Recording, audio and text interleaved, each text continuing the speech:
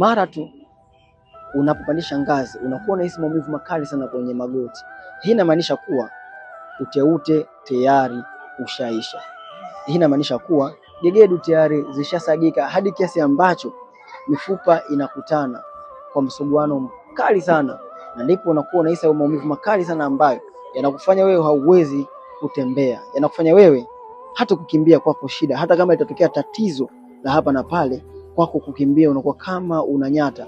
Je, hii hali ya kawaida kwa upande wako? Na imani si jambo la kawaida kwa upande wako, na unaendelea kutafuta msaada huku na huku.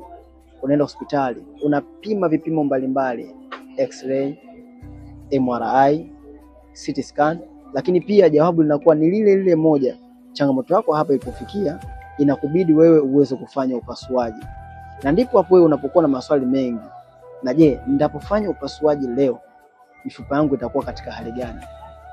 Ndiyo, usiendelee kujiuliza mpaka hivi sasa, kwa sababu nipo hapa na suluhisho kamili ambalo linaweza kuondoa changamoto yako moja kwa moja kutoka kwenye chanzo. Sasa kama unapitia changamoto hii, andika neno msaada, au unaweza ukasiliana nami moja kwa moja kwa ajili ya huduma ya haraka zaidi. Usisahau kushare video hii kwa watu wawili tu ambao ungependa waweze kufahamu afya yao na kuweza kutatua changamoto ya mifupa kutoka kwenye chanzo.